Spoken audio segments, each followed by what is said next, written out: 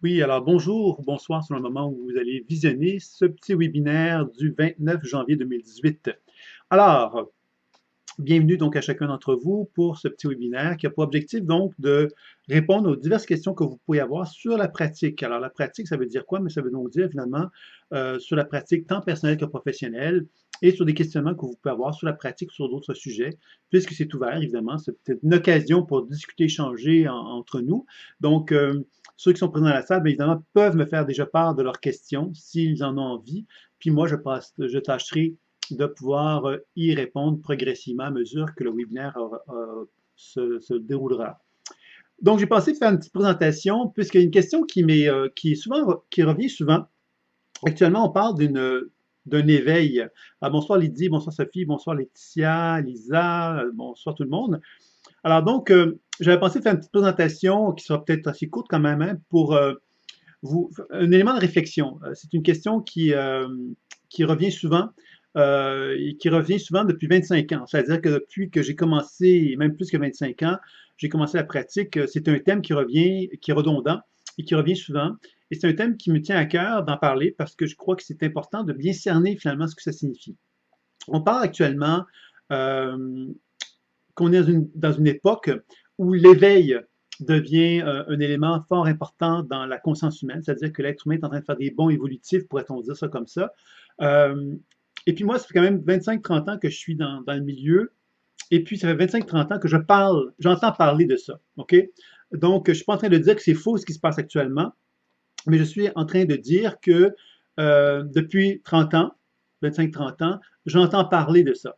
J'entends parler de cette idée que justement, l'être humain est en train d'évoluer, de progresser, de s'éveiller d'une façon importante. Et selon des époques, ça va être dit, bon, on parle du nouvel âge hein, depuis très longtemps, qui est un processus de transformation de la conscience humaine, etc. Moi, ce que j'aimerais vous dire par rapport à ça, ce que j'avais envie de partager, c'est une réflexion. C'est-à-dire que on sait actuellement que peut-être effectivement que la conscience humaine s'éveille. Maintenant, elle s'éveille à quoi? Tant et son temps, je pense que l'être humain va s'imaginer quelque part que l'éveil, c'est un interrupteur. On met ça à on on met ça à on, excusez-moi l'expression anglaise, on met ça finalement connecté. Puis là, on a l'impression quelque part que parce qu'on est mis à connecter, bien, tout le monde va s'éveiller, puis tout le monde va être merveilleux dans le meilleur des mondes. Je pense qu'il faut comprendre une chose, c'est que l'être humain que nous sommes avons un certain bagage intérieur, un bagage mémoriel qui est en soi.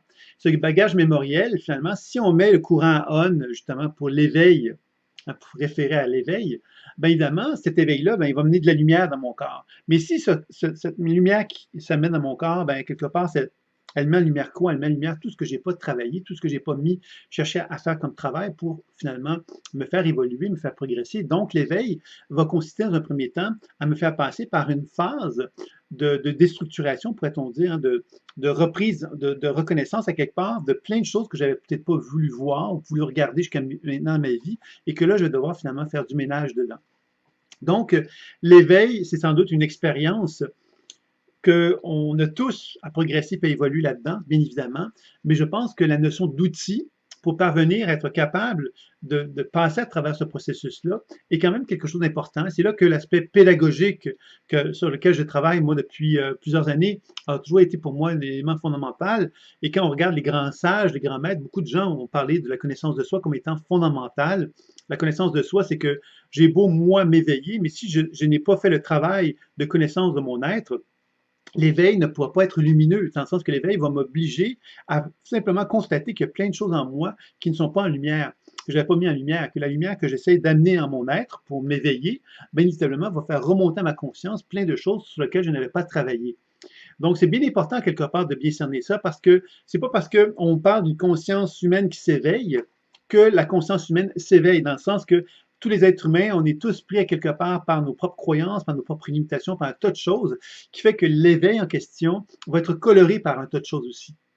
Et que si on ne parvient pas justement à développer des outils pour être capable de justement gérer cet éveil-là, gérer pour le rendre justement le plus épuré possible, le plus lumineux possible, mais c'est évident que l'éveil de la conscience humaine, on va en parler encore très, très longtemps, puis il ne se fera pas nécessairement très, très facilement parce que justement, on va être coloré par plein de croyances à quelque part qui nous éloignent de l'éveil. Parce que le mot éveil, finalement, c'est relié à une croyance.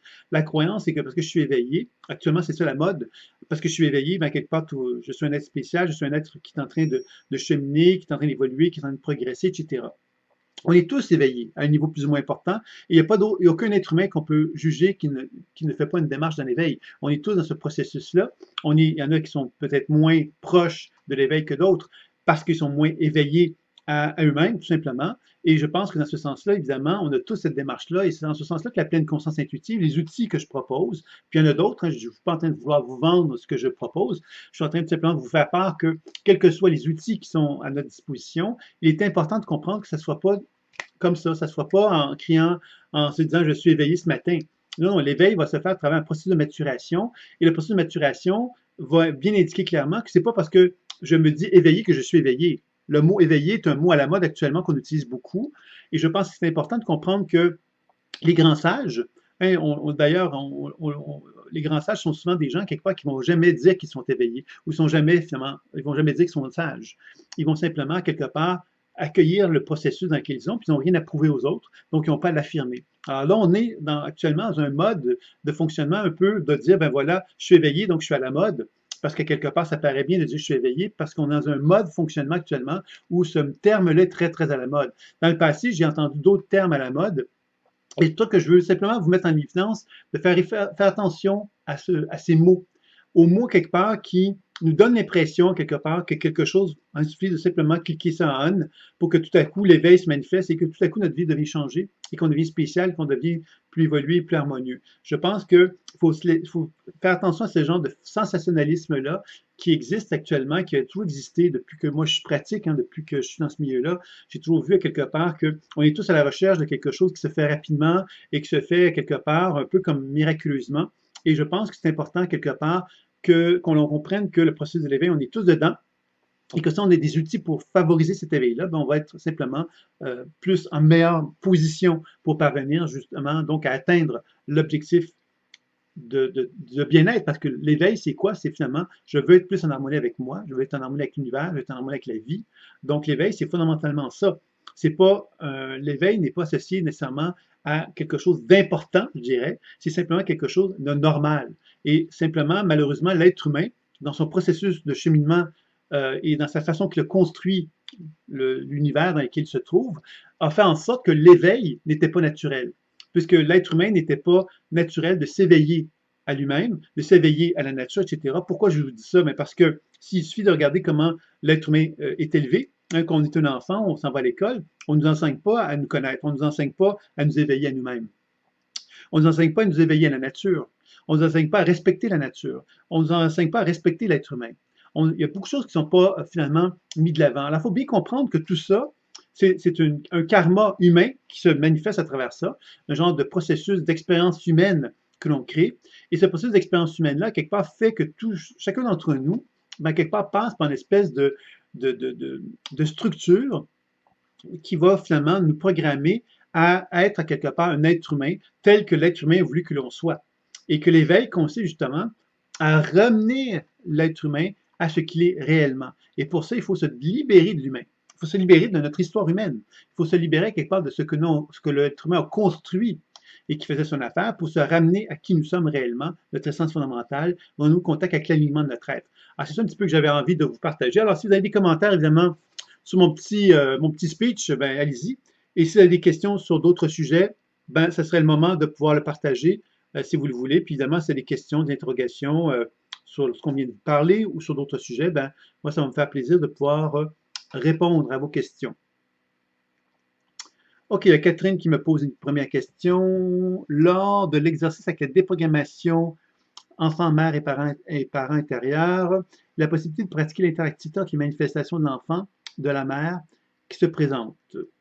Effectivement.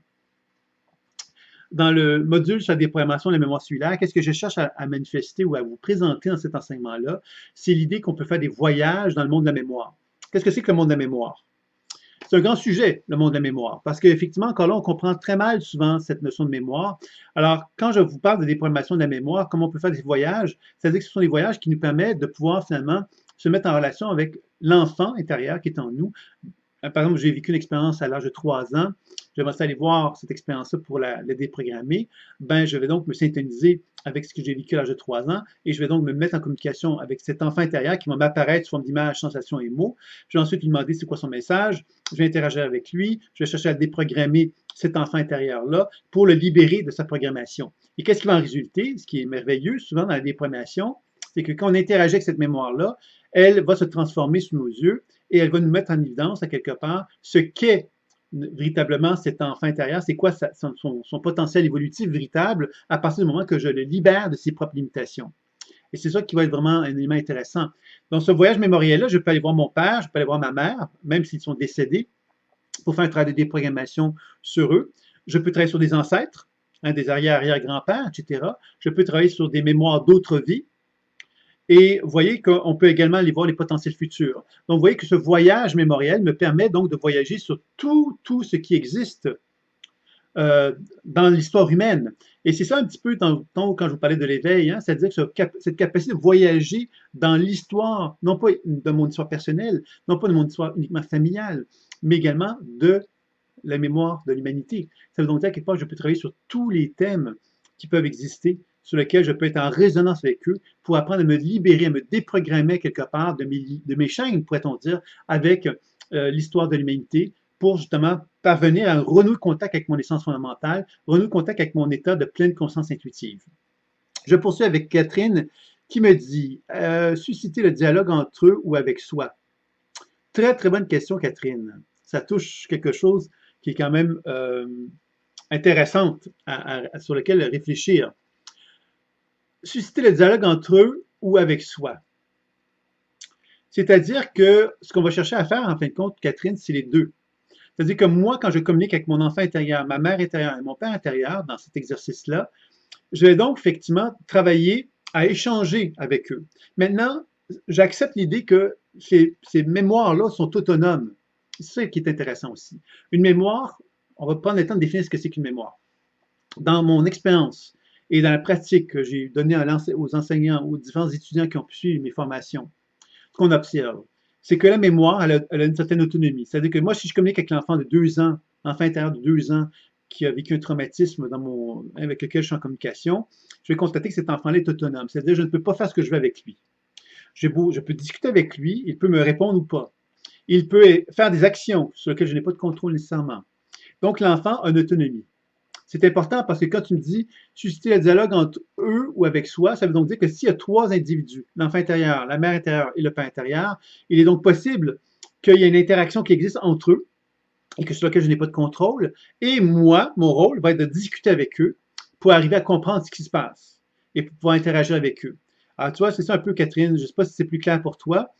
Mais l'idée là-dedans, c'est que si on va faire un travail sur une mémoire d'autre vie, c'est la même chose. Une mémoire d'autre vie va me permettre donc de travailler sur un événement d'une certaine époque, dans lequel je vais être en résonance avec un personnage qui a une autonomie lui aussi. Et ce personnage-là va donc animer une histoire dans la mémoire d'autre vie. Et moi, je vais pouvoir interagir avec lui de la même façon pour favoriser un travail de plus grande libération de sa programmation, pour que moi, je sois capable à ce moment-là de libérer la mémoire. Et en la libérant, il va en résulter alors un retour énergétique vers moi, c'est-à-dire que je vais pouvoir me réapproprier ce qui m'appartient par rapport à cette expérience-là. Et je vais donc pouvoir observer alors le potentiel évolutif qui se dissimulait derrière cette expérience de mémoire d'autre vie.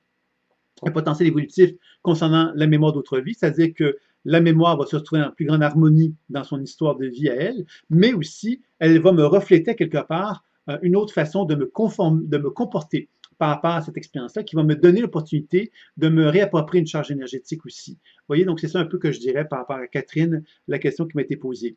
Alors évidemment, il y a des gens ici qui sont peut-être, là on parle de ce module-là, mais évidemment, on s'adresse à tous les modules d'enseignement, donc toutes les questions sont bonnes à poser. N'hésitez pas pour ceux qui n'auraient peut-être pas expérimenté ce module-là, ne vous laissez pas impressionner par ce dont on discute, mais interagissez, essayez de comprendre. Je pense que c'est comme ça qu'on va ouvrir la porte, évidemment, au savoir, à l'expérimentation d'une plus grande compréhension de ce qui se passe. Donc, n'hésitez pas pour les autres à poser des questions, même ceux qui n'ont peut-être pas expérimenté ce module d'enseignement-là. Oui, j'ai eu lors de l'expérience l'impression de vouloir être la médiatrice. Est-ce juste? La médiatrice, c'est une belle position parce que la position, ça se rapproche d'une position de témoin. Le témoin, c'est celui qui observe. Alors, celui qui observe va donc effectivement discuter, décrire ce qu'il voit, ce qu'il entend, ce qu'il ressent, et ensuite discuter avec les gens. Donc, c'est ça un peu la médiation. Maintenant, il ne faut pas négliger la déprogrammation. Parce que la médiation, c'est que si je discute avec par exemple, je discute avec mon enfant intérieur ne veut rien savoir de ma mère intérieure, et je fais de la discussion, je négocie entre eux. Je peux arriver à certains résultats, mais je peux très bien arriver à un état où ça va bloquer. Mais supposons que j'arrive à un certain résultat. J'arrive à une médiation, il y a une forme d'harmonie, une entente qui s'est installée entre l'enfant intérieur et la mère intérieure. Est-ce que c'est de la déprogrammation? Non. La déprogrammation, c'est une action thérapeutique qui est effectuée dans l'immédiat. Donc, on n'est plus dans la médiation. La médiation, c'est vraiment dans le processus de décodage intuitif qu'on va faire parce qu'on va arriver à comprendre la dynamique problématique qui existe entre la mère et l'enfant intérieur. Maintenant, quand on arrive à la déprogrammation, on fait des actions pour changer la situation. Et ça, c'est bien important de faire la différence entre tout le processus de décodage intuitif qui me permet de développer la connaissance et la déprogrammation qui me permet donc de faire une action pour donner à l'enfant intérieur, par exemple, ou à la mère intérieure, tout ce dont elle a besoin pour se libérer, se déprogrammer et de voir comment ça va se manifester à partir du moment que je donne aux énergies ce dont elles ont besoin. Parce que c'est ça qui est intéressant, parce que quand on donne aux énergies ce dont elles ont besoin, ben on leur permet de se libérer d'une certaine programmation et ça devient très intéressant. Donc, c'est pour ma réponse, Catherine. Donc, n'hésite pas. Si tu as des clarifications sur lesquelles tu veux revenir, tu peux le faire. Puis, évidemment, après la déprogrammation, on va ajouter ensuite le soin. Donc, vous voyez qu'on peut aussi donc faire un soin énergétique sur l'enfant intérieur, la mère intérieure, le père intérieur, pour amener justement un travail d'harmonisation, pour qu'il y ait une harmonie qui s'installe dans les mémoires de façon telle qu'elle soit en harmonie avec moi de plus en plus, qu'il n'y ait plus de dissociation entre moi et les mémoires en question. C'est l'objectif qu'on se fixe dès qu'on trace une mémoire, quelle qu'elle soit. Maintenant, il y a Lydie qui me pose une autre question. J'attendais d'arriver au bon moment, Lydie, pour te répondre. Comment savoir si les personnes décédées sont d'accord avec ce travail-là? Là, tu touches un autre point, Lydie. J'aimerais ça qu'on fasse la différence entre mémoire et personnes décédées. Parce que c'est une question qui est assez amusante d'une certaine façon. Poser, comment savoir si les personnes décédées sont d'accord avec ce travail-là? Dans un premier temps, qu'est-ce qu'une personne décédée? Première question. J'ai eu la chance de travailler avec des personnes, donc avec les gens décédés, évidemment, la chance, je ne sais pas si c'est une bonne expression, mais j'ai eu la chance de travailler donc avec des personnes qui ont vécu donc la mort et avec lesquelles j'ai pu assister le processus de la mort par la suite avec ces personnes-là.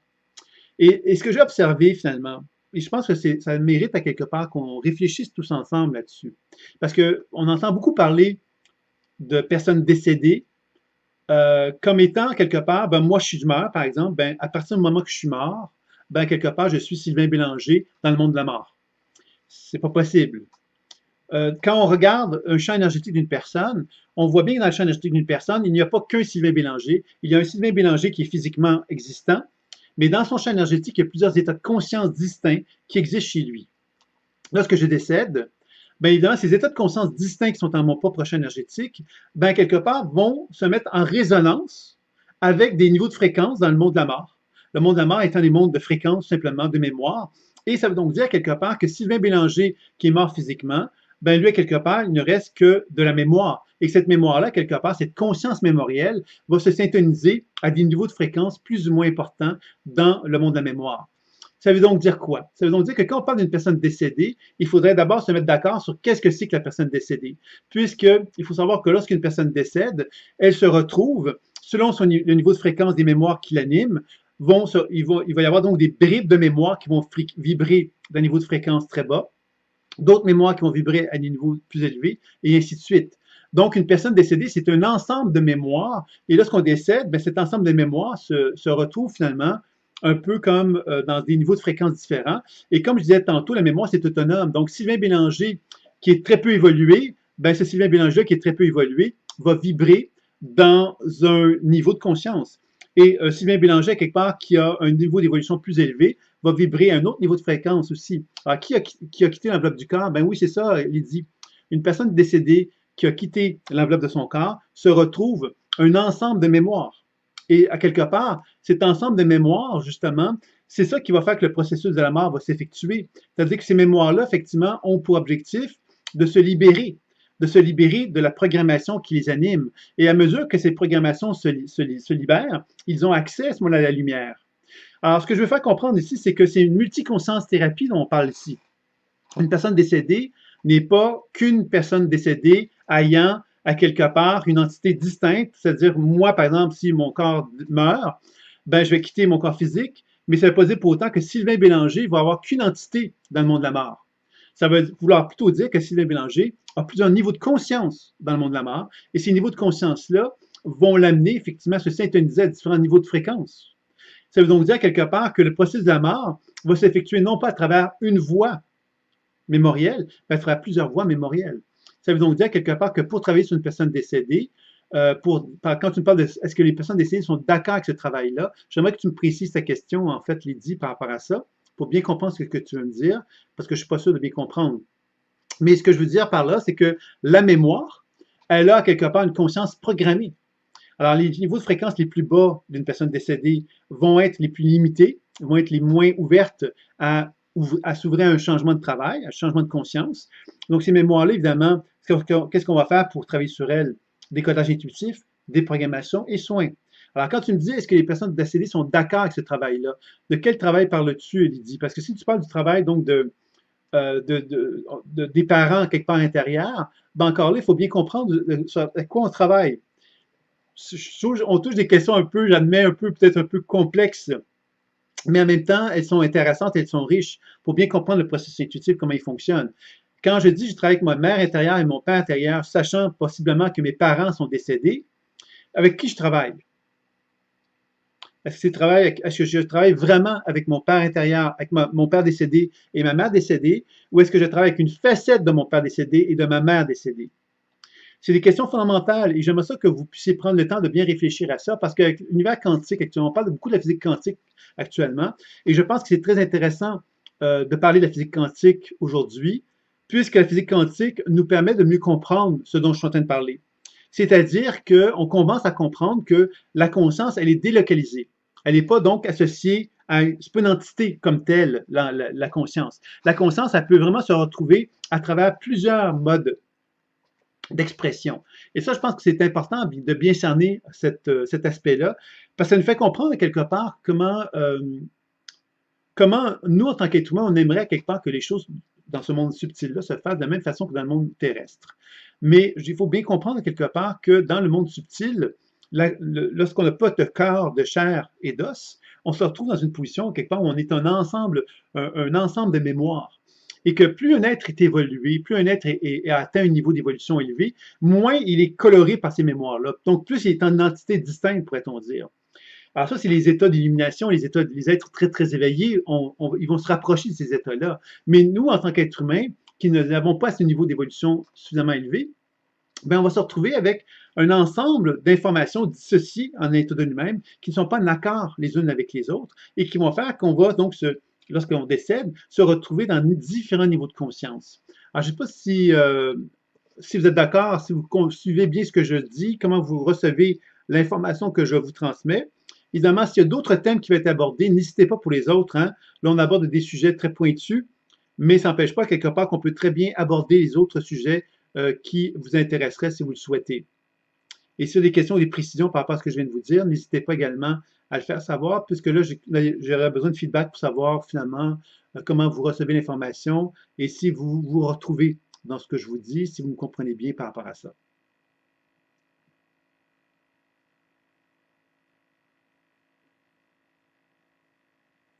Parce que moi, ça m'est arrivé, derrière, par exemple, à travailler beaucoup avec des personnes décédées, des maisons hantées, par exemple. Vous voyez? Alors, les maisons hantées, finalement, c'est souvent associé euh, à des êtres qui sont décédés, qui n'ont pas voulu donc quitter le monde terrestre pour diverses raisons. Et puis moi, ça m'est arrivé une bonne vingtaine de fois de travailler avec des personnes décédées dans des cas de maisons hantées ou des phénomènes de poltergeist ou des choses comme ça. Et puis ce que j'ai pu observer à travers ce processus-là, c'est qu'il faut comprendre qu'une personne qui est décédée, qui se retrouve dans par exemple, dans une maison et qu'on dit une maison hantée, mais quelque part, il faut savoir qu'en général, ben, moi, tout ce que j'ai observé, c'est ça qui s'est passé, c'est qu'il y a une personne dans le monde terrestre qui résonne avec cette personne décédée-là. OK?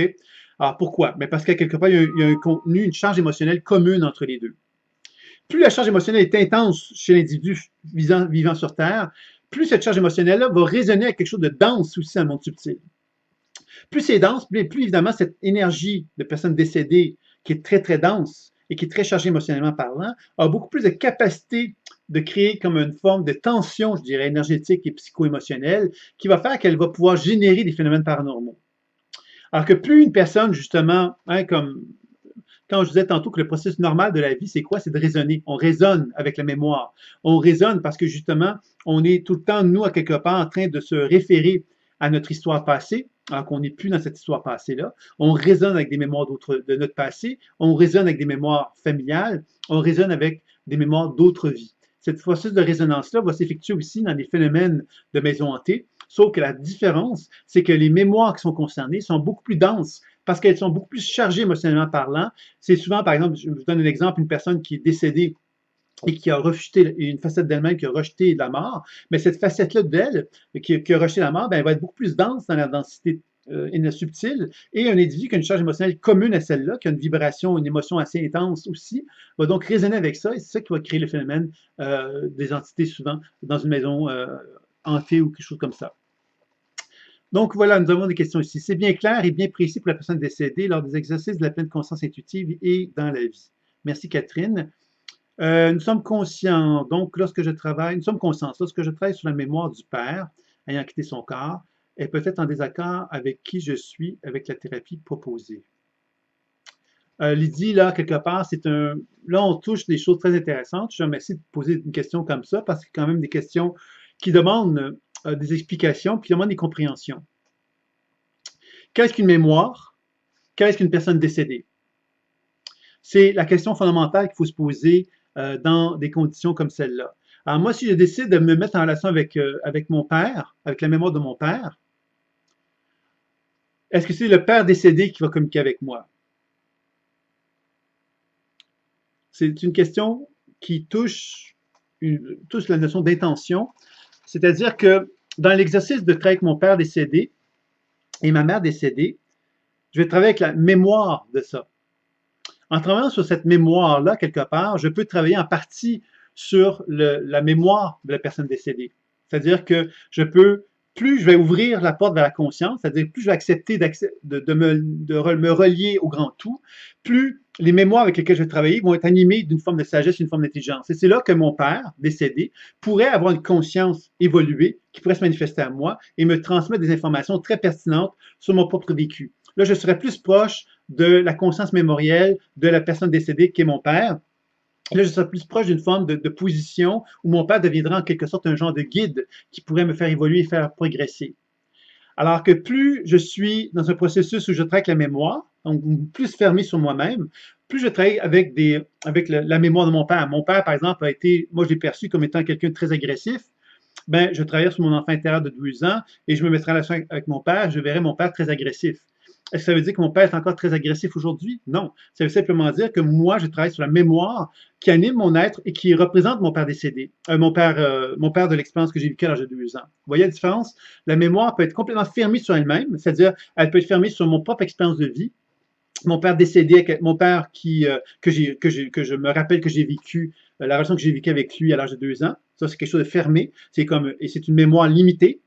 Où je peux, évidemment, plus j'accepte le processus d'évolution, de conscience, d'ouverture, plus je peux apprendre donc à travailler avec des mémoires plus évolutives, où mon père, quelque part, va se présenter à moi avec une forme de sagesse, une forme de conscience. Il va pouvoir me donner des orientations et des guides pour me faire avancer et progresser. Alors, je ne sais pas si ça donne des précisions par rapport à la question que tu m'as posée, Lydie. Tu me dis également, toi, la mémoire du père ayant quitté son corps. Et là, je ne suis pas d'accord avec ça. On ne peut pas dire que la mémoire du père avec lequel je travaille dans un exercice comme celui-là est la mémoire de mon père qui a quitté son corps. Ça serait vraiment pas vrai de dire ça. Comme je disais tantôt, la mémoire, c'est quelque chose qui est limitatif ou évolutif. Une mémoire n'est pas la personne qui a décédé son corps nécessairement. C'est une mémoire. Une mémoire qui est limitative, c'est une mémoire qui est figée dans le temps. Alors moi, j'ai des mémoires figées dans mon temps, je ne suis pas mort. Si je rentre dans le monde de la mort et que je communique avec des personnes décédées, je vais constater que ces personnes décédées-là sont animées également par des mémoires limitatives, par des expériences de vie qu'ils n'ont pas réussi à faire à faire évoluer ou à faire progresser parce qu'elles sont trop limitées. Donc, on ne peut pas partir du principe que parce qu'on communique avec une mémoire, c'est la personne qui a quitté son corps. Ce serait vraiment une erreur. Je vous réfère également à la thérapie quantique qui met bien l'évidence que la mémoire, elle est partout. Alors, si elle est partout, la mémoire, ça veut donc dire qu'une personne décédée, ben, elle est partout. C'est-à-dire qu'elle est partout sur divers niveaux de fréquence et elle peut se manifester à nous sous diverses formes. Alors, c'est pour ça que il faut donc faire attention à cette terminologie-là qui est peut-être pas tout à fait juste de partir du principe que à chaque fois que je communique avec une mémoire, c'est une personne décédée qui a donc quitté son corps. Ça serait pas tout à fait juste, je pense, de pouvoir penser à une chose comme ça. Je pensais jusqu'à présent que les parents et enfants intérieurs étaient en fait les représentations que je me fais d'eux et qui sont vivantes en moi. La déprogrammation me semblait donc être une déprogrammation de mes propres mémoires ou la mémoire collective.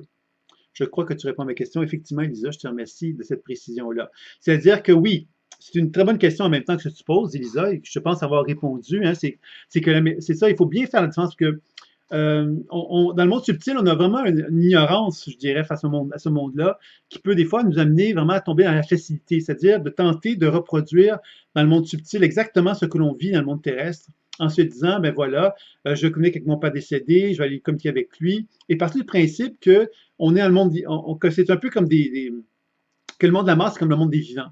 Et je pense que le monde de la mort, c'est un monde qui est complètement différent du monde des vivants, puis c'est un monde qui se rapproche beaucoup plus de la thérapie quantique, de la physique quantique, dans lequel la conscience, elle est partout et elle se manifeste dans différents niveaux de fréquence. Et on peut donc travailler sur une personne décédée qui a plusieurs expressions d'elle-même. Moi, quand ma mère est décédée, j'ai fait un travail parce que malheureusement, je ne pouvais pas me rendre aux obsèques de ma mère pour toutes sortes de raisons que je pourrais un jour vous expliquer. Mais les circonstances de la vie ont fait que je n'ai pas pu me rendre parce qu'il y avait une compagnie d'avion qui venait de faire faillite et j'ai eu des délais qui m'ont amené à devoir rester où j'étais. Et j'ai décidé de faire un travail donc à distance sur ma mère pour honorer à quelque part le fait qu'elle soit, que je sois pas là, que j'avais envie de faire quelque chose. Et puis c'est là que j'ai constaté quelque part que ma mère avait plusieurs niveaux de fréquence. Je pouvais travailler sur la personne qui était décédée de la maladie d'Alzheimer et je constatais que ma mère, ben, quand elle était dans le sol, dans la terre, ben, elle était complètement perdue. Elle était un peu comme une mère, un peu comme la même personne que j'avais connue que lorsqu'elle était à Alzheimer, mais que plus j'augmentais mes niveaux de fréquence pour voyager d'un niveau d'évolution plus élevé de ma mère, mais plus je voyais ma mère dans d'autres niveaux de conscience, avec d'autres types d'expériences que celles qui avaient été vécues, par exemple, dans le niveau plus terrestre, comme je viens de nommer. Donc, vous voyez quelque part que lorsqu'on parle d'une personne décédée, il faut comprendre que les médiums qui travaillent avec des personnes décédées, qui sont convaincus de travailler avec des personnes décédées, on peut se questionner à savoir est-ce que c'est vraiment la personne décédée dans le sens original du terme, ou est-ce que c'est plutôt une facette de cette personne décédée avec laquelle je suis capable de raisonner. Hein, on doit bien comprendre ici que la résonance reste un facteur important lorsqu'on cherche à se syntoniser avec une personne décédée, et en comprenant ça, on arrive justement à mieux gérer, je dirais, le concept de la personne décédée, de mieux comprendre ce que c'est, de comprendre justement que c'est une énergie à quelque part qui a explosé, qui a fragmenté, pourrait-on dire, dans plusieurs niveaux de conscience, et ça devient très intéressant. Par exemple, si mon aïeul est chrétien et que je fais un rythme bouddhiste, est-ce que l'individu ayant quitté son véhicule corporel sera respecté? Ah, ben ça c'est une question qui est assez intéressante aussi, Lydie. Tu touches un élément intéressant. Tu fais référence à quelque chose de très humain. Dans ta question, c'est très humain. Tu me dis, est-ce que si mon aïeul est chrétien et que je fais un rythme bouddhiste, est-ce que l'individu ayant quitté son véhicule corporel sera respecté? Là, tu fais vraiment référence à la croyance humaine. Moi, si je suis un chrétien, je ne peux pas accepter un rythme bouddhiste, ou si je suis un bouddhiste, je ne peux pas accepter un rythme chrétien, par exemple. Hein? Et ce qui est une question intéressante, d'un point de vue humain, c'est intéressant parce que, évidemment, on sait qu'il y a énormément de guerres depuis le début des temps qui concernent les religions. Donc, qui concernent justement cette notion, cette idée que parce que moi, je suis d'une certaine religion, j'ai le droit de tuer au nom de cette religion-là en me disant que je suis mieux que les autres que je tue parce que les autres que je tue n'ont pas la bonne religion de leur côté. Hein, c'est ça un peu la question. Et là, on est vraiment moi je dirais ça comme ceci, et là je lui dis, je vais te faire plaisir, je vais te parler de la bouillabaisse, parce que je pense que tu es du sud de la France, toi. Hein? Donc, une bouillabaisse, ça fait un peu comme une bouillabaisse à quelque part, toute cette histoire-là, parce que c'est la bouillabaisse de la mémoire humaine. La mémoire humaine, à quelque part, c'est un ensemble d'informations qui, à quelque part, est coloré par diverses expériences. Et quand on dit que je suis chrétien, mais chrétien, quelque part, signifie, quelque part, un certain nombre de choses. Un bouddhiste signifie que je suis un certain nombre de choses parce que je suis bouddhiste. Et ça, c'est uniquement humain, cette histoire-là. On doit comprendre que l'être humain a tricoté autour d'êtres divins ou d'être vraiment à une certaine valeur spirituelle, puis on tricoté autour pour en faire quelque chose, justement, qui soit véritablement humain et qui a justifié de nombreuses guerres. Hein. Quand on pense aux chrétiens, par exemple, de nombreuses guerres, nombreuses tueries ont été faites au nom de la religion catholique. Donc, à quelque part, tout ça, c'est pour moi, ça fait partie de l'histoire mémorielle. Quand on aborde le concept de déprogrammation, on ne cherche pas justement à déterminer si l'être humain qui se trouve là, et on respecte sa conscience. On respecte à quelque part sa volonté, sa conscience, en accord avec l'idée qu'il doit se réaccorder à l'univers. Et l'univers n'est pas bouddhiste, n'est pas chrétien, il n'a pas de religion. Il a une existence, il a un fondement, il a une lumière, il a une vérité. Mais il n'est pas associé à l'histoire humaine. Et ça, je pense que c'est bien, bien important de bien différencier encore une fois le travail que l'on peut effectuer dans un contexte de déprogrammation quand on travaille sur la mémoire et de travailler justement sur des expériences, sur l'histoire humaine. Parce que la conscience humaine, à quelque part, elle pourrait se révolter contre nous en se disant, ben moi, je veux pas ça, je veux pas ça, je veux pas ça, je veux pas ça, je veux pas ça. Mais on sait bien quelque part que quand on fait un travail sur des mémoires décédées, quand on fait des travaux sur des mémoires qui sont programmées par des limitations, ben quelque part, si on respecte ces limitations-là, on favorise simplement ce que j'appellerais l'aspect figé de la conscience humaine. C'est-à-dire que l'être humain ne veut pas avancer, ne veut pas progresser, ne veut pas évoluer. Hein, quand on parle de mémoire limitative, c'est un grand mouvement qui existe dans l'histoire humaine et qui existe dans l'histoire collective humaine, c'est-à-dire qu'il y a énormément de facettes de nous qui ne veulent pas évoluer, progresser, pour toutes sortes de raisons. Alors, ces limitations-là, quelque part, reposent sur quoi? Sur des cycles de répétition, répétition d'expérience. La religion catholique, par exemple, est une mémoire limitative d'une certaine façon, puisqu'elle a tendance, effectivement, à fonctionner sur une forme de cycle. Et quand on regarde l'histoire de la religion catholique, on peut certainement dire qu'il y a une mémoire limitative autour, puisque l'évolution de ce mouvement spirituel-là est à quelque part cyclique dans l'histoire. Hein, je ne suis pas un expert de l'histoire catholique, de la religion catholique, mais on voit bien quelque part que la façon que ce mouvement religieux s'est opéré à travers justement une volonté de dominer quelque part, un peu comme si c'était un système politique ou un système religieux, mais qui a une volonté d'assumer quelque part qu'ils ont la bonne nouvelle, puis qu'au nom de cette bonne nouvelle-là, ils puissent assumer une certaine forme de violence, par exemple. Ben pour moi, ça n'est pas en accord avec les lois de l'univers. C'est pas en accord avec la vie dans son expression juste. Alors, c'est évident que dans ce sens-là, il y a énormément de choses qui ont été créées sur Terre et qui reposent sur ce principe de limitation, puisque la limitation, c'est quelque chose qui est figé et qui ne bouge pas et qui évolue et qui continue constamment à demeurer comme avec des œillères, pourrait-on dire. Hein? La mémoire limitative, c'est ça. Alors que la mémoire évolutive, la mémoire expansive, c'est quelque part la capacité qu'un mouvement puisse opérer à travers un processus d'évolution et de conscience et de remise en question. Alors, c'est certain que nous, en tant qu'êtres humains, on aime les choses figées parce que les choses figées ont une durabilité dans le temps. Parce qu'évidemment, quand c'est figé, ça ne bouge pas. Et comme ça ne bouge pas, ben, quelque part, on peut construire à partir de quelque chose. Par exemple, on peut arriver donc à se dire, ben voilà, la religion catholique, par exemple, dure depuis un certain nombre d'années, parce qu'à quelque part, il y a quelque chose de figé dans ça. Hein, ça peut être je vous dirais que l'élément figé est fondamental dans bien des choses. Il faut une certaine structure, une certaine limitation pour parvenir à mettre en place quelque chose, mais il faut faire attention à donner un équilibre à la nature évolutive des choses. Et dans ce cas-ci, évidemment, on a tendance des fois à trop figer les choses, malheureusement. Et quand on aborde la mémoire, c'est exactement la même chose qui se passe. On peut aborder la mémoire à partir du principe que chacune des mémoires qu'on va rencontrer a une facette limitative et notre travail va consister à lui donner une facette évolutive pour qu'elle se libère de sa programmation. Si la personne était contre les thérapies alternatives, c'était ma question. Merci pour tes réponses. Mais tu vois, Lydie, il faut d'abord avant tout savoir de quoi on parle. Parce que tu me dis, si la personne était contre les thérapies alternatives, de quelle personne parles-tu? C'est la première question que j'aimerais te poser. Si tu parles du principe que c'est une personne décédée, c'est une croyance que tu as. Parce que ce n'est pas nécessairement une personne décédée avec laquelle tu travailles. Ça peut être une personne qui a une certaine conscience, une personne décédée qui a un certain niveau de conscience. Mais cette personne qui a un certain niveau de conscience-là, elle est à quelque part limitée par sa programmation. Et notre travail, en fin de compte, en tant qu'intervenant, c'est de travailler à rétablir, à donner à cette mémoire-là ce dont elle a besoin pour justement simplement, quelque part, la déprogrammer, la libérer de sa programmation. C'est ça le travail qu'on va chercher à faire. Donc, je ne comprends pas tout à fait ta question parce que tu me dis si la personne était contre les thérapies alternatives. Je ne comprends pas très bien cette question-là parce que finalement, il va falloir que tu m'expliques. Je ne comprends pas très bien. Lors d'un suicide d'une personne, une grand-mère dévoile que son mari a fait le même acte de la même manière que son petit-fils. Peut-on penser que l'acte du petit-fils est influencé, lié par son grand-père alors qu'il n'était pas au courant de ça? Mais là, c'est sûr que là, on aborde justement la mémoire familiale. Hein, c'est-à-dire que on a la mémoire individuelle.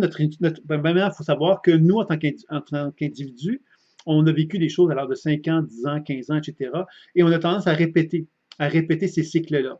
Même si on n'en est pas conscient, même si on ne s'en rappelle pas. Et en faisant la thérapie, on arrive à comprendre qu'on a répété des choses parce que, quelque part, sans s'en rendre compte, on avait vécu quelque chose à un certain âge et on l'avait répété sans s'en rendre compte nous-mêmes. Alors, c'est évident que si on parle d'un niveau plus vaste, par exemple, si on parle de l'histoire familiale, c'est évident qu'une personne qui n'a pas de souvenir d'une expérience qui a été vécue dans l'histoire familiale pourrait reproduire de la même façon, tout comme les mémoires d'autres vies, même si on n'a pas souvenance de mémoires d'autres vies, on pourrait très bien répéter des expériences, des mémoires d'autres vies dans notre vie actuelle aussi. Donc, c'est pour ça qu'à quelque part, il faut bien comprendre que le principe de la mémoire, c'est un principe limitatif. Et ce principe limitatif-là, quelque part, nous programme. Et cette programmation, quelque part, on l'a compris à travers les gènes. Les gènes, on a découvert récemment que les gènes n'étaient pas figés comme on le pensait.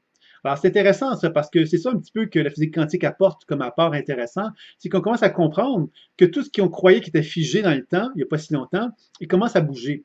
Et si ça bouge, ça veut donc dire quelque part que cette nature évolutive, expansive, elle est fondamentale dans l'approche d'un travail thérapeutique parce qu'elle nous permet de comprendre que toute limitation, quelle qu'elle soit, est une énergie inhibée. Et que cette énergie inhibée, pour la déprogrammer, pour la libérer, ben, la déprogrammation est un excellent outil parce qu'elle permet justement à ces énergies-là de nous donner accès au potentiel évolutif qui sommeille dans chacune de ces énergies-là, justement. Je ne sais pas si c'est clair pour cette question-là, pour la réponse que je te donne, Catherine. Et puis, il y a Lydie aussi qui m'avait posé une question que je n'étais pas tout à fait sûr de comprendre. Donc, si tu veux peut-être me faire une précision par rapport aux thérapies alternatives, je ne comprenais pas très bien ce que tu voulais me dire là-dessus.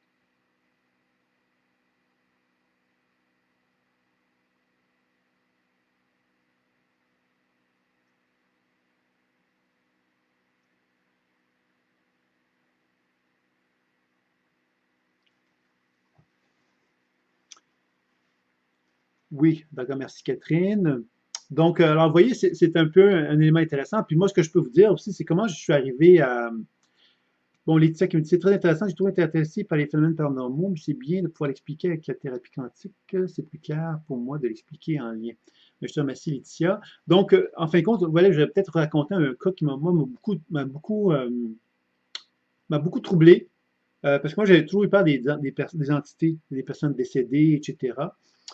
J'avais été exorcisé au premier stage que j'avais suivi avec un guérisseur. J'avais moi-même vu plein de gens se faire exorciser. Je m'attendais vraiment pas à ça. Alors, j'avais vraiment pas réfléchi même sur ces phénomènes-là. J'avais vu ça dans des films, mais j'avais pas compris quelque part que c'était envisageable de faire des choses comme ça.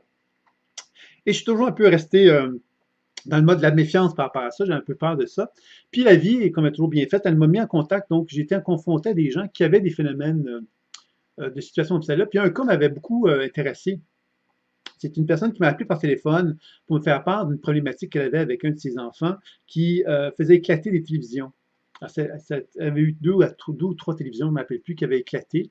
Et évidemment, cette personne-là, elle avait été voir un médium. Le médium lui avait dit que l'enfant, si elle ne faisait rien, que l'enfant allait la tuer. Parce qu'à quelque part, il y avait toute une explication au niveau des vies antérieures, tout ça, qui faisait que cette femme-là, évidemment, vous l'avez compris, elle était un petit peu paniquée par l'histoire. Et elle me communiquait pour avoir mon avis. Parce qu'elle était dans une position un petit peu de crainte et de méfiance par rapport à ça. Elle était surtout paniquée à l'idée qu'elle pourrait se faire tuer par son fils. Donc, vous comprendrez évidemment que dans un premier temps, je vous dirais ceci, c'est que malheureusement, j'ai eu la chance de rencontrer énormément de gens qui ont été voir des médiums, qui ont exprimé des choses comme celles que je viens de vous expliquer, sous une forme différente. Hein. C'est toujours cette idée d'urgence car il y a un pouvoir subtil, le monde invisible et un grand pouvoir sur la conscience humaine, et si on fait rien, ben la personne, la mémoire en question, l'entité en question va faire quelque chose d'absolument horrible envers les êtres humains concernés. Et le seul moyen pour changer la situation, c'est d'aller voir le médium en question pour pouvoir rétablir la chose. Et ça, je voulais vous en faire part parce que je trouve ça dangereux. Je trouve ça dommage aussi que des médiums ne présentent pas les choses d'une façon constructive et amènent justement cette notion de peur qui fait que les gens, bien évidemment, devant de telles situations, vont se retrouver un peu comme paniqués puis vont être prêts surtout à sortir leur argent pour payer le médium pour se faire soigner. Alors, je ne dis pas que tous les médiums font ça parce que j'ai été moi-même médium pendant des années. Hein.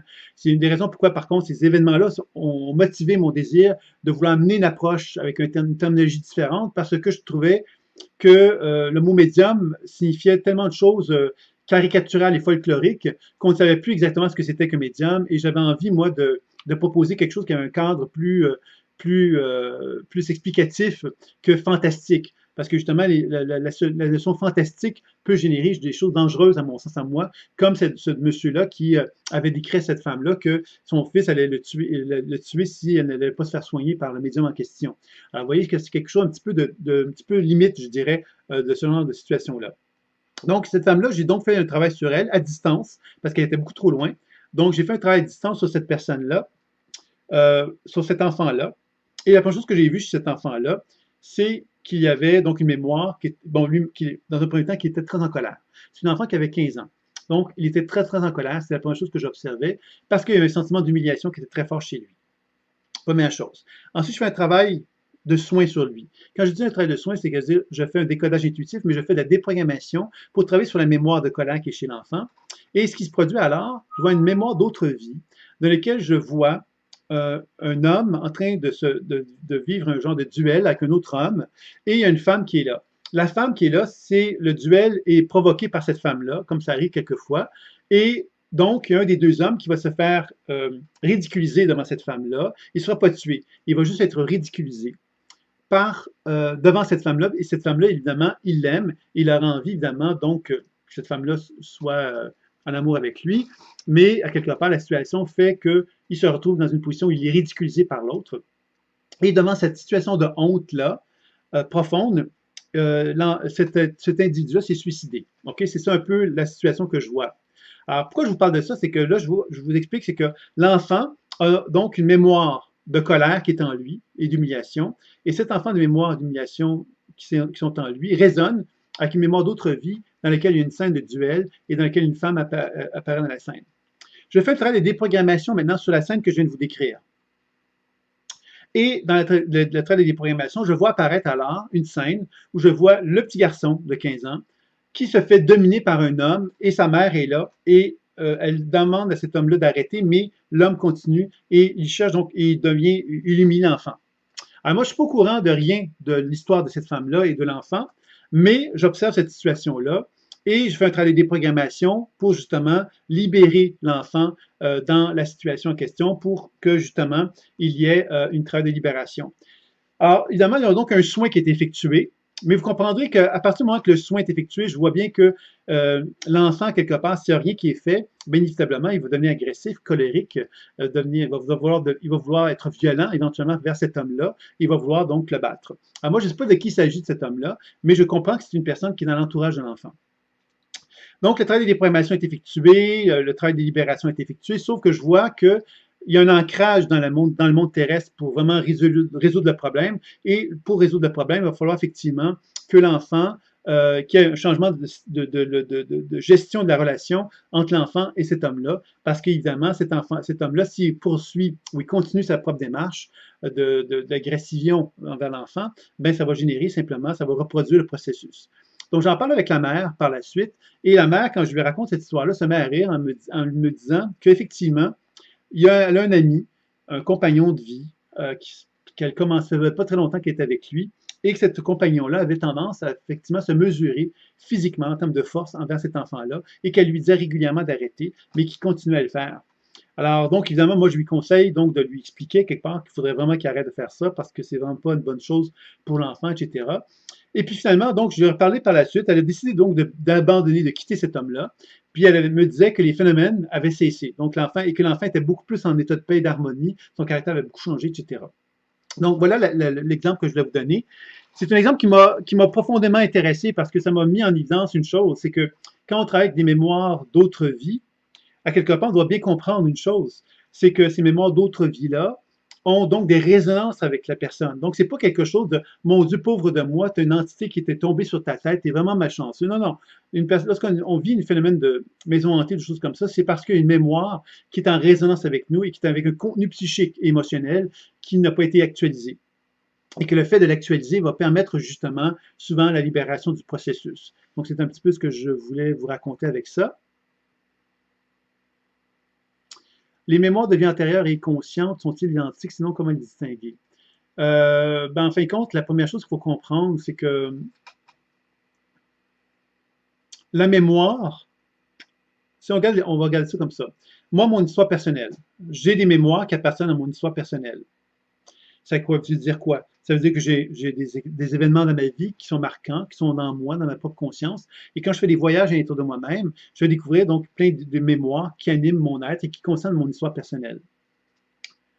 Ce qui inclut toutes les relations que j'ai. C'est-à-dire que je peux très bien avoir une relation de contrôle. Ma mère a été très contrôlante lorsque j'étais enfant, et je peux très bien avoir encore cette conscience d'une mère très contrôlante en moi. Alors, c'est pas une mémoire donc de ma mère que je vous parle, c'est plus mon histoire personnelle dont je viens de vous parler. C'est important de faire la différence. Ça, c'est mon histoire personnelle. Je peux être en interrelation avec les mémoires familiales. Donc, encore là, je peux raisonner avec des événements de la vie dans lesquels mon père, ma mère ou des ancêtres ont pu avoir des interactions avec moi. Et là, on parle donc encore là de mémoires, des mémoires qui peuvent être limitatives ou expansives, dans lesquelles il y a des événements qui se sont produits dans la vie, dans mon histoire familiale, donc dans ma propre histoire à moi, mais souvent en relation avec les parents, donc avec des histoires qui ne m'appartiennent pas, et avec lesquelles je peux en raisonner. Et il peut y avoir des mémoires d'autres vies qui élargissent notre champ de conscience. Et ces mémoires d'autres vies-là vont donc avoir habituellement une expression associée aux mémoires d'autres vies. C'est-à-dire, par exemple, je vois un personnage de la romantique, bien, il y a de fortes chances que le personnage de romantique, ben, quelque part, ça corresponde à une histoire d'autres vies. Hein, plutôt que si je vois un Sylvain Bélanger habillé comme je suis, je peux facilement concevoir que c'est moins associé à une mémoire d'autres vies, mais c'est peut-être plus associé donc à mon histoire personnelle. Alors, je ne sais pas, je réponds un peu à la question par rapport à ça, mais c'est certain que il y a ces données-là. Maintenant, on va un peu plus loin là-dessus, les dire pour bien comprendre les choses. Il y a quand on fait des régressions, on veut communiquer avec des vies antérieures, il a été reconnu un grand phénomène qui est très important à bien cerner, c'est les mémoires, les faux souvenirs. Les faux souvenirs sont provoqués par ma capacité que j'ai, moi, en tant qu'être humain, de simplement euh, me mettre en relation avec mon intérieur et simplement par le biais par ma propre activité de pleine conscience intuitive ou par quelqu'un qui m'interviendrait, qui m'aiderait à aller voir une autre vie, je pourrais induire une mémoire d'autre vie qui ne serait pas nécessairement en harmonie avec justement une mémoire d'autre vie véritablement, mais plutôt simplement une projection inconsciente qui pourrait se traduire à travers des événements d'une autre époque, par exemple. Et ça, c'est un autre élément important. D'ailleurs, il faut savoir que des compagnies d'assurance, et ça, c'est intéressant de cette histoire-là parce que je l'ai vécu en France et je l'ai vécu au Canada. C'est-à-dire que j'ai lu ça dans un journal en France, puis quelques mois plus tard, je l'ai vu au Canada, ou vice-versa. C'est une compagnie d'assurance qui était spécialisée dans les recours pour aller chercher de l'argent lorsque des gens avaient vécu des traumatismes, etc. Et ils avaient réussi à développer un protocole qui amenait par l'hypnose, qui arrivait à convaincre les gens. Par exemple, moi, j'aurais été voir ces personnes-là, ils m'auraient mis en état de transe et par des suggestions et par une façon de fonctionner, ils arrivaient à faire croire justement à créer des faux souvenirs dans lesquels mes parents, par exemple, auraient pu me faire des attouchements sexuels. Et ils avaient donc ensuite tout un protocole pour poursuivre les parents en question, pour aller chercher de l'argent, et eux s'en mettaient plein les poches, semble-t-il. Alors donc, c'est intéressant parce que cette compagnie avait réussi à développer ça au Canada, aux États-Unis, et avait réussi à développer ça en Europe également. Et ils ont été donc poursuivis par la suite parce que ça a été déclaré. Mais tout ça pour vous dire que le faux souvenir, c'est quelque chose de très, très important c'est très, très important de faire bien attention à ça parce que c'est pour ça que le processus de questionnement intuitif est très important.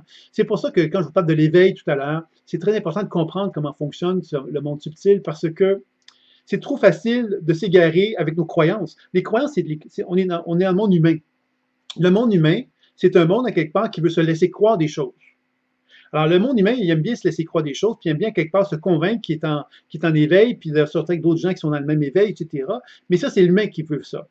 Quand on veut parler d'un processus d'éveil où on se relie à l'univers, on doit comprendre quelque part que ça, c'est un autre type d'expérience. Une expérience qui ne répond pas à notre ego, qui ne répond pas à cette volonté que l'on a de se relier à quelque chose qui est à la mode, mais de se relier à quelque chose de beaucoup plus fondamental et on s'approche beaucoup plus d'une expérience spirituelle à ce moment-là. Et je pense que se libérer de la mémoire, hein, je vous réfère toujours au livre de Krishnamurti, se libérer de la mémoire, se libérer du connu plutôt de Krishnamurti, c'est un beau livre dans ce sens-là parce que lui, il nous rappelle à quelque part combien nous, en tant qu'êtres humains, en tant que conscience, nous sommes constamment en train de nous référer au passé. Nous sommes constamment en train de nous référer à ce que nous avons déjà vécu. Et je fais référence évidemment à mon histoire personnelle, à mon histoire familiale et à l'histoire de l'humanité. On se fait référence tout le temps à ce qu'on connaît.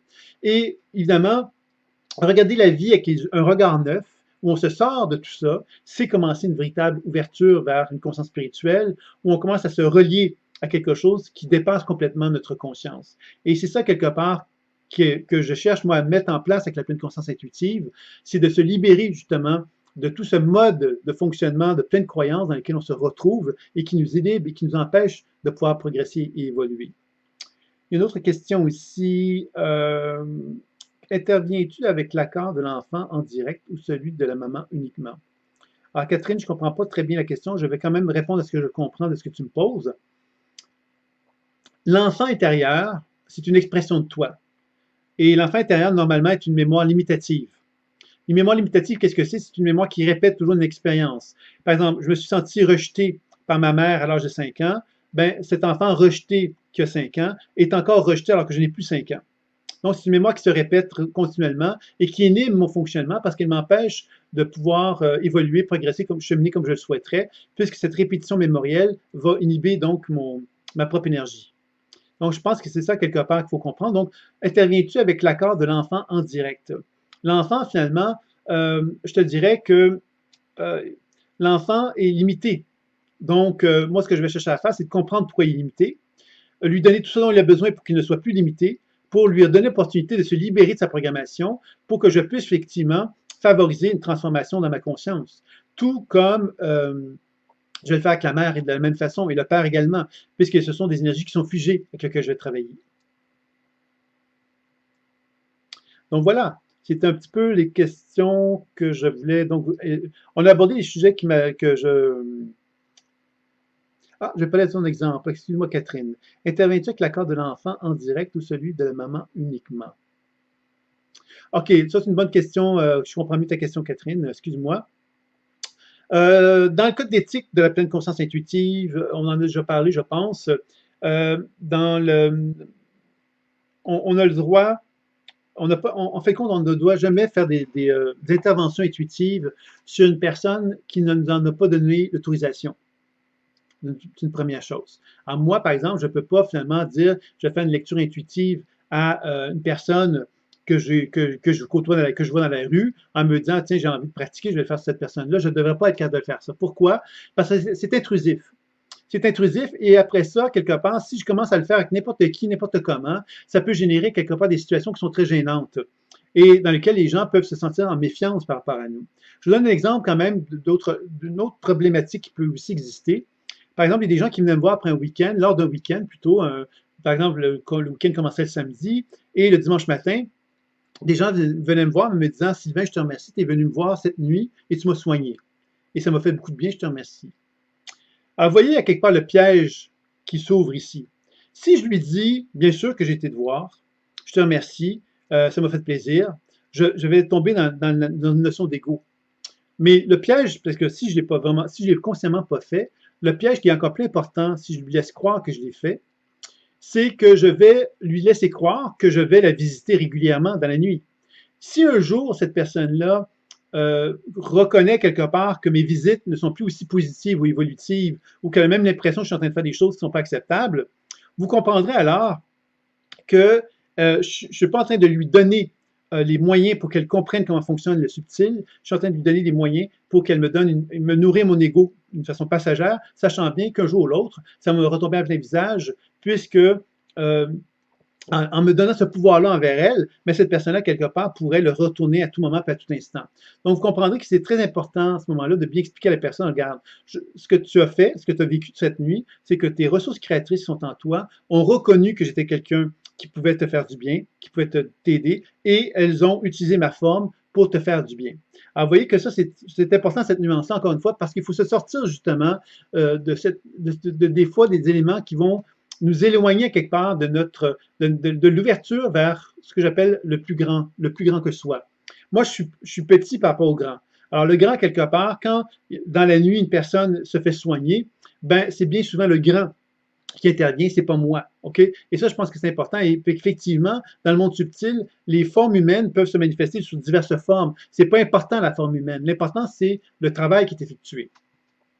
Donc, pour continuer la question maintenant qui se pose, si j'ai décidé de travailler sur l'enfance dans ce cas-ci, c'est parce que la mère me l'a demandé et que la mère était majeure et que le fils était mineur, c'est-à-dire qu'il avait moins de 18 ans. Donc ça, c'est un des moments où on va accepter de faire des consultations à quelqu'un sans son autorisation. C'est que le majeur, la personne majeure, va donc pouvoir justement, tout simplement, on va pouvoir simplement faire un soin sur le mineur parce que justement, l'adulte nous en fait la demande. Un autre cas aussi, une personne, par exemple, qui est dans un cas de maladie importante, je ne sais pas moi, en coma, la personne responsable de la personne qui est dans le coma pourrait nous demander de faire un soin et on pourrait le faire à ce moment-là. Il s'agit toujours de faire référence à une personne responsable dans le cas où la personne soignée n'est pas responsable, c'est-à-dire qu'elle a perdu la tête, je ne sais quoi. Alors ça, c'est simplement pour se protéger aussi légalement, mais c'est aussi pour s'assurer quelque part qu'on ne va pas faire n'importe quoi. Moi, ça m'est arrivé assez régulièrement, quand j'étais plus jeune, que des médiums venaient me voir et me disaient « Ah, j'ai fait un travail sur toi ». Ou ils me donnaient des informations, des messages, et puis moi, ça m'apparaissait, c'était intéressant, mais en même temps, ça m'apparaissait intrusif, et ça m'apparaissait quelque part comme s'approprier un certain pouvoir sur quelqu'un.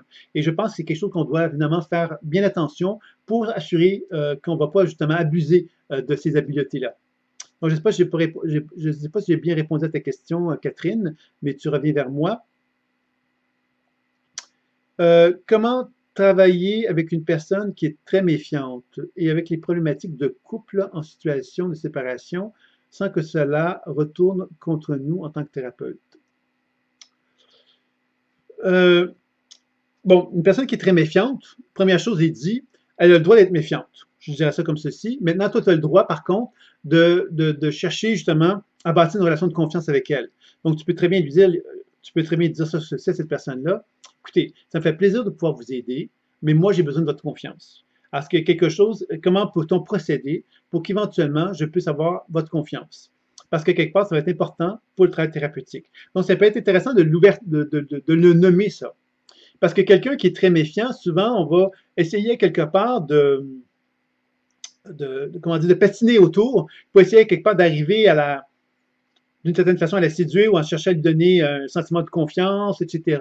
Et je pense qu'il faut agir comme un adulte dans quelques fois, hein, pour dire à la personne, regarde, moi, je peux bien t'aider, mais je sens énormément de méfiance de ta part. Moi, je veux bien t'aider, mais il va falloir effectivement que tu me dises qu'est-ce que tu as besoin pour que tu puisses avoir plus confiance en moi, parce que moi, dans les circonstances, je peux difficilement t'aider de cette façon-là.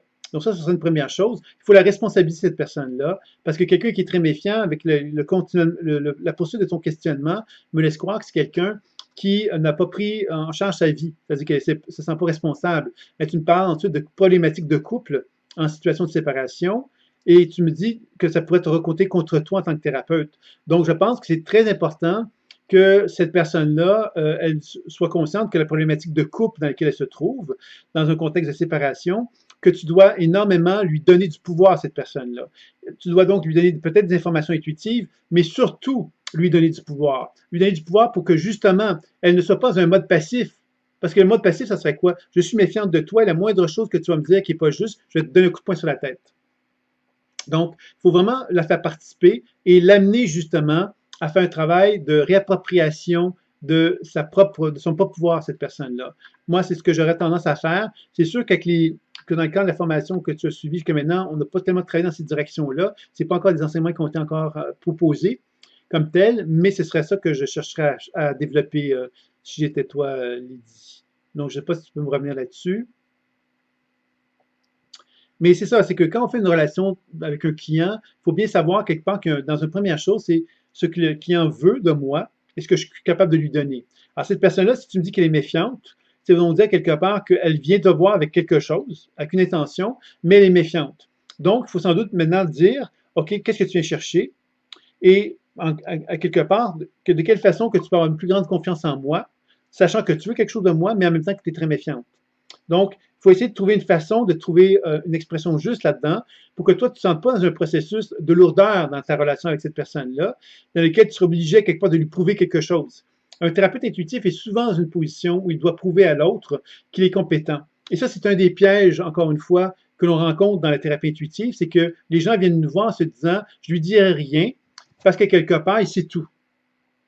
Et c'est bien évident qu'on ne sait pas tout.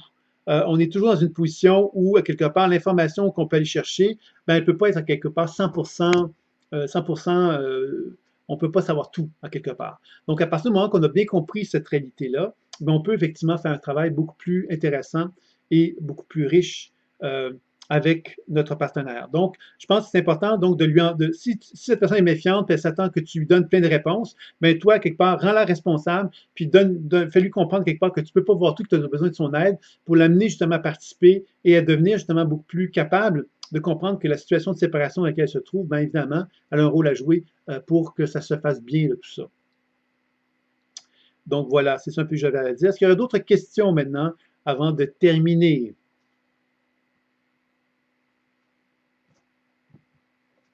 Alors, s'il y a des questions sur d'autres modules d'enseignement, n'hésitez pas, hein, je ne voudrais pas que vous vous sentiez obligé d'aborder les sujets qui ont été vus.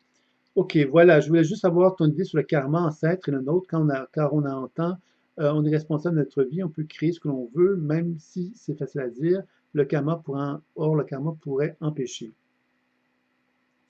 Alors, la question fondamentale du karma, c'est tout en liaison avec la mémoire limitative, dont j'ai parlé tantôt, et la mémoire évolutive.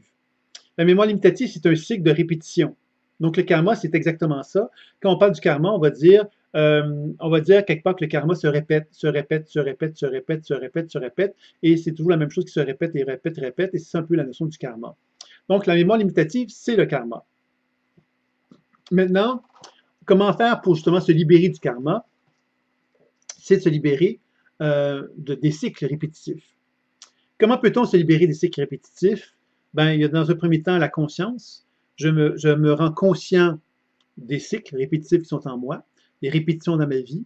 Je peux prendre le temps d'observer qu'est-ce que ma vie, en quoi ma vie se répète, de quelle façon que les choses se répètent et de quelle façon que je peux comprendre la raison d'être de ces répétitions-là. Donc ça, c'est une première chose. Je peux devenir conscient des limitations et des répétitions dans ma vie. Ça, c'est déjà une étape de connaissance de soi qui est fondamentale. La déprogrammation de la mémoire cellulaire, qu'est-ce qu'elle va faire? Elle va me permettre donc de travailler sur ces limitations-là pour me permettre donc d'accéder à des potentiels évolutifs. Ces potentiels évolutifs vont me permettre justement de mieux comprendre le chemin, la voie, la nouvelle voie à suivre pour me libérer de ces programmations karmiques ou limitatives. Et les soins vont permettre donc de rétablir le flux énergétique. Et plus mon corps se trouve lumineux et en rayonnement lumineux, mais plus évidemment, je peux émettre une lumière beaucoup plus intéressante et me permettre d'être dans une phase d'alignement avec mon être beaucoup plus intéressant et beaucoup plus riche. Donc, dans ce sens-là, quelque part, je te dirais, est-ce que c'est un mythe, le karma? Ben, la première problématique qu'on le retrouve chez le karma, c'est la notion d'ego. On a tendance à parler du karma comme une expérience égoïque, c'est-à-dire que moi, j'ai été dans une autre vie intérieure ceci, et dans une autre vie antérieure, j'étais ceci, et dans la prochaine autre vie antérieure, je serai cela. Et là, vous comprenez qu'on parle de l'ego. On ne parle pas de l'âme. On va dire, ah oui, c'est l'âme, mais non. On veut, à quelque part, tellement s'assurer qu'on ne mourra jamais, qu'on a cette espèce de tendance à vouloir s'accrocher au fait qu'on a été ceci, on a été cela, et on sera cela, puis on sera cela. Et ça, je pense que quand on parle de cette façon-là, on est vraiment dans une relation égoïque de l'histoire humaine.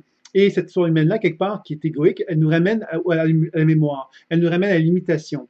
Alors, si on veut faire une véritable expérience spirituelle, on doit comprendre à quelque part que ces mémoires dont on fait référence, associées au passé, puis associées au futur, ce sont que des expériences de résonance avec lesquelles on va s'identifier. Et ces expériences de résonance, lorsqu'on apprend justement à s'en libérer, bon, on commence à se rendre compte à quelque part que cette notion de karma n'existe pas, parce que la notion de karma, elle existe que si l'ego intervient, que si l'ego s'identifie à quelque chose. Et que plus on apprend à se libérer de notre ego, plus on apprend à se libérer des résonances avec des mémoires du passé, du futur, ben quelque part, on arrive à communiquer avec le présent. Et lorsqu'on expérimente le présent, on commence à découvrir quelque part qui nous sommes réellement. Notre essence fondamentale renoue contact avec nous, puisqu'on n'est plus prisonnier de l'histoire humaine, de notre histoire personnelle, de l'histoire familiale. On se libère de tout ça pour accéder au grand tout, en quelque part. Et là, dans le présent, on devient à ce moment-là allumé par la lumière de cette vérité intérieure. Alors moi, c'est ça un petit peu que je te répondrais, Séverine. Je ne sais pas si je réponds à ta question, mais c'est un peu ma réponse. Donc, je ne parle pas une question. Alors, vous avez touché des grands thèmes aujourd'hui. On a abordé des sujets à lesquels je ne m'attendais pas. C'est peut-être ma présentation de départ qui a lancé le domaine. Mais s'il y a des questions sur l'énergétique aussi, évidemment, il n'y a pas de problème. Oui, je suis. Oui, tu réponds. D'accord, d'accord, d'accord. Merci, Séverine. Est-ce qu'il y a d'autres questions avant de terminer? Ça peut être sur d'autres sujets aussi, bien évidemment.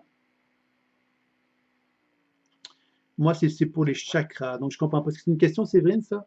Ou je ne comprends pas très bien ce que tu veux dire?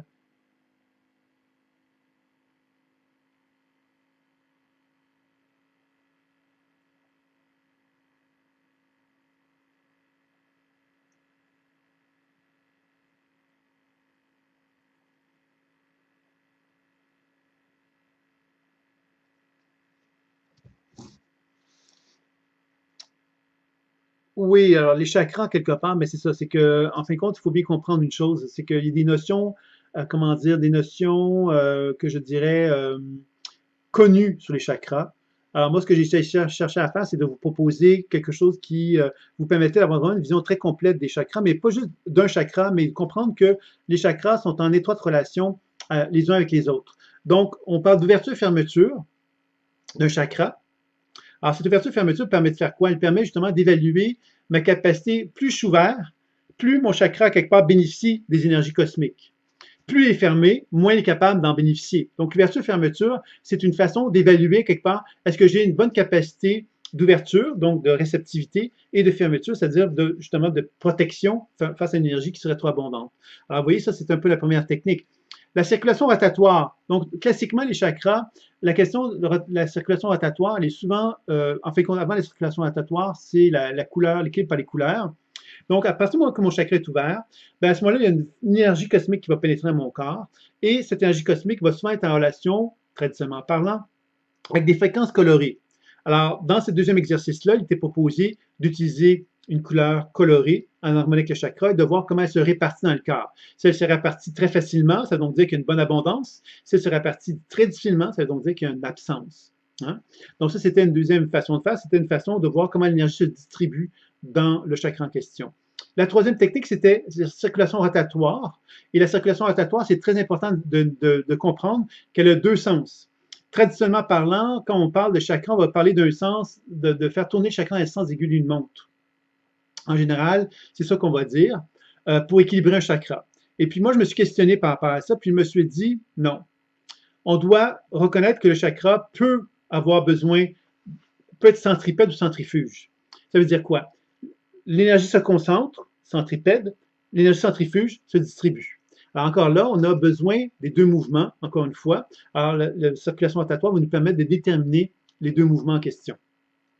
Après cette technique-là, il y avait un mouvement ascendant et descendant.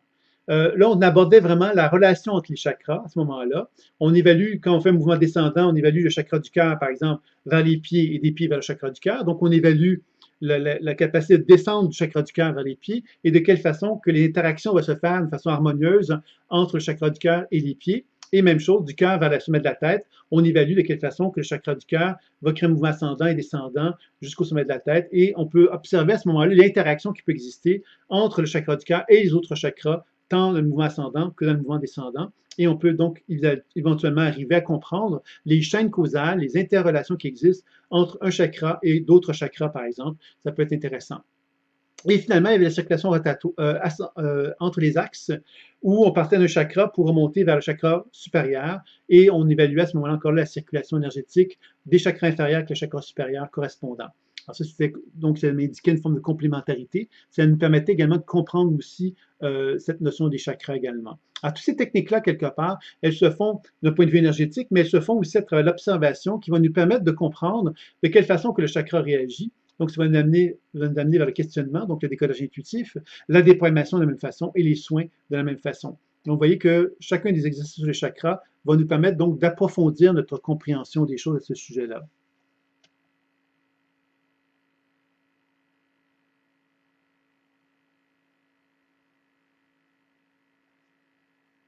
Oui, alors là, Séverine apporte des questions sur les chakras dans lesquelles, évidemment, il y a beaucoup de choses qui peuvent être. Il y a beaucoup de choses qui sont dites dans les livres.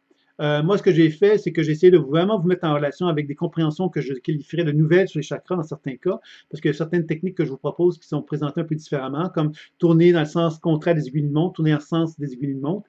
C'est vraiment d'aborder les deux. Et en abordant les deux, je pense qu'à quelque part, on arrive justement à constater que le mouvement centripète et centrifuge sont importants. Alors qu'on a tendance, traditionnellement parlant, à valoriser qu'un mouvement. Et ça, je trouve que c'est un peu dommage et que c'est un manque de compréhension, malheureusement, qui s'opère à travers ça. À Catherine, à qui propose-t-on ces soins sur les chakras pour répondre à quels besoins? Les chakras, quelque part, Catherine, il y a deux aspects, parce que là, tu n'étais sans doute pas au module 4 et 5, Catherine. Mais le module 4, c'est l'aspect énergétique. Donc, on va chercher à équilibrer les chakras pour favoriser un meilleur équilibre dans l'énergétique. Les chakras, il faut savoir qu'ils sont reliés à des glandes endocrines et que les chakras sont en relation avec des organes aussi correspondant à des fréquences vibratoires similaires. Donc, quand on fait un travail sur les chakras, on fait un travail donc sur l'énergétique et on augmente donc notre qualité énergétique dans notre corps. Ça va permettre donc d'avoir une meilleure distribution énergétique en soi, donc un mieux-être tout simplement.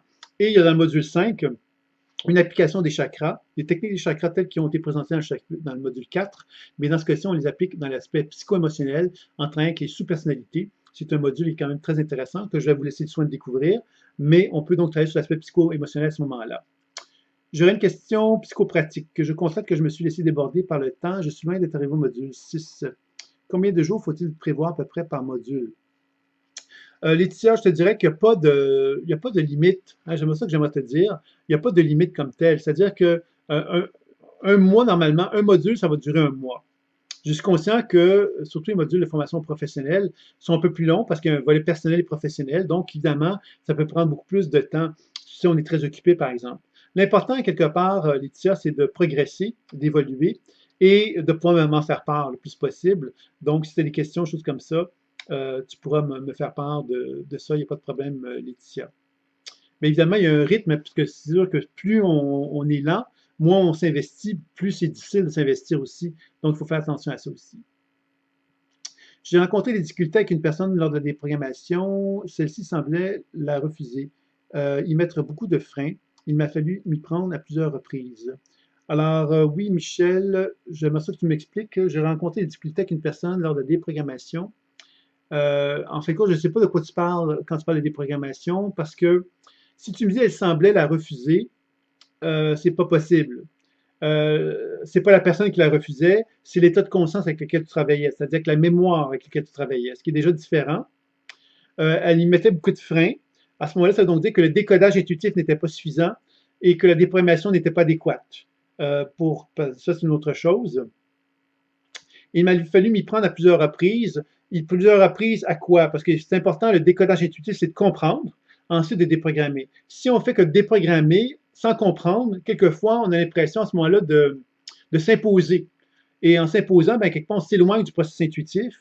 Et c'est dommage parce que c'est pas ça, quelque part, l'exercice. L'exercice, c'est vraiment donc décodage, déprogrammation et soins dans l'harmonisation le plus possible et dans la compréhension des résistances de l'autre.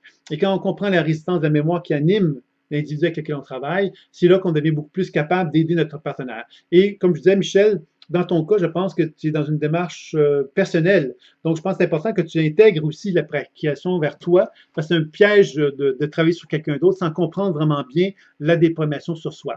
Voilà. Est-ce qu'il y aurait d'autres questions?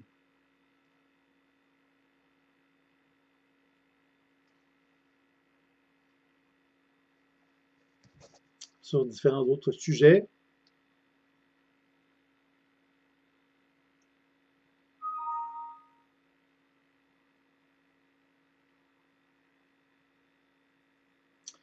Pour les mémoires et mémoires d'autres vies, on doit laisser venir à l'esprit un concept, c'est-à-dire comment vient une mémoire, ou on doit donner un thème. La liberté totale, Séverine, c'est d'être capable justement de pouvoir jouer avec l'intention pour aller chercher exactement où est-ce qu'on va aller. Par exemple, je vais aller voir une mémoire d'autre vie de la Rome antique, ben j'y vais. Je vais aller voir une mémoire de l'ère préhistorique, j'y vais. Donc, on peut faire des voyages de cette façon-là. Et plus on fait ces voyages-là, plus on est libre. On est libre justement d'être capable de pouvoir vraiment faire un travail de voyage qui est beaucoup plus riche. Maintenant, si on peut également travailler avec des thèmes, bien évidemment, les deux sont possibles, mais l'important, quelque part, c'est de comprendre que plus on est à l'aise dans l'idée de voyager, plus on est capable de faire beaucoup de travail à ce niveau-là qui sont beaucoup plus faciles à mettre en place que de se sentir finalement à l'attente que la mémoire va m'amener où. Vous voyez, on peut voyager, on peut donc choisir, on peut donc avoir une intention qui nous amène à aller là où on doit aller, tout simplement. Tu dis sur soi, c'est peut-être pas évident. Je ne suis pas d'accord avec toi, Séverine. C'est sûr que le travail sur soi demande beaucoup plus de pratique sur soi. C'est bien évident. C'est sûr que ça demande un peu plus d'effort, je dirais, parce que curieux à dire, le travail vers l'autre est beaucoup plus facile. Faire ça sur quelqu'un d'autre, c'est facile. C'est facile, mais sauf que si on veut vraiment être un bon thérapeute, on veut bien développer notre pleine conscience intuitive, ou qu'on veut bien faire une démarche sur soi qui soit adéquate, il faut pratiquer. Il ne faut pas le faire une fois, deux fois, il faut le faire plusieurs fois. Et il faut être capable, justement, d'interagir. Moi, je vous l'ai déjà dit, il y a plusieurs personnes à qui j'ai déjà dit, dont Séverine, entre autres, hein, c'est qu'il y a des possibilités de mini-consultations qui sont là pour vous, qui sont inclus dans la formation dans bien des cas. Alors, ceux qui ont ces mini-consultations-là, bien, vous devriez en profiter. Beaucoup de gens qui n'en ont pas encore profité, beaucoup, je pense. Donc, ça peut être intéressant pour vous d'en profiter et on peut donc aborder les thèmes qui vous intéressent et on peut donc chercher justement à augmenter augmenter à quelque part votre facilité, votre incarnation, votre incarnation du travail si vous le souhaitez. Donc, vous avez la chance de pouvoir revenir, si vous le voulez, vers moi au moment que vous le souhaitez. Donc, c'est une invitation que je vous lance encore une fois. Donc, demain, pour ceux qui sont intéressés, il y a une pratique supervisée. Cette pratique supervisée-là, elle va se faire sur le chat développementconscience.com. On va le faire, j'invite tout le monde, donc autant les gens qui ont une volonté de faire une pratique personnelle que ceux qui ont une pratique professionnelle. Je suis en train d'évaluer actuellement, je suis en train de refaire tous mes programmes de formation et le chat, on va le tester demain. Il y a eu beaucoup de problèmes avec ce chat-là, pas parce que je voulais, hein, mais tout simplement parce qu'il y a des éléments techniques qui fonctionnaient pas bien, tout simplement. Et là, j'espère que cette fois-ci, il va bien fonctionner. Ça devrait être le cas. Sinon, on reviendra sur cette salle-ci si jamais c'est nécessaire, mais je pense que ça devrait bien fonctionner. Et on pourra donc faire une petite pratique. L'idée de ces petites pratiques-là, c'est de pouvoir vous donner l'opportunité en live, en direct, de pouvoir pratiquer avec d'autres personnes ou pratiquer sur vous-même et ensuite de pouvoir partager ce que vous avez vécu dans la pratique. Alors moi, je vais être là au début pour faire une petite présentation. Après ça, on y va dans la pratique. Et après ça, à la toute fin, je reviens pour prendre le temps d'écouter les diverses questions ou commentaires que vous auriez envie de me partager concernant les pratiques qui ont eu lieu. Fort probablement que les pratiques supervisées comme celle-là vont s'adresser aux gens qui sont dans les formations professionnelles. Donc, les gens qui sont dans les formations personnelles, ben, quelque part, je vous inviterai davantage aux mini-consultations ou aux webinaires pour pouvoir cheminer. Mais de toute façon, demain, vous êtes tous invités, donc ça vous dit, soyez au rendez-vous. Oui, Catherine, ça devrait être le cas. J'enregistre présentement, donc si ça s'est bien passé, il n'y aura pas de problème. Vous aurez l'enregistrement sur la chaîne YouTube Pleine Conscience Intuitive dès demain matin. Donc voilà. Donc si vous êtes intéressé, vous pourrez revisionner le webinaire qui a été quand même assez riche, je trouve, aujourd'hui, grâce à vos questions qui ont été très intéressantes. Donc je vous remercie d'avoir participé, d'avoir été au rendez-vous. Et puis, s'il y a autre chose avant qu'on termine, sinon demain, donc le rendez-vous ou sur le site Chat Développement Conscience, ben, vous pouvez donc vous y rendre. Il y a des gens qui me disaient qu'il y a des problèmes pour s'inscrire. Normalement, tout devrait être OK. On a travaillé là-dessus, ça s'est réglé.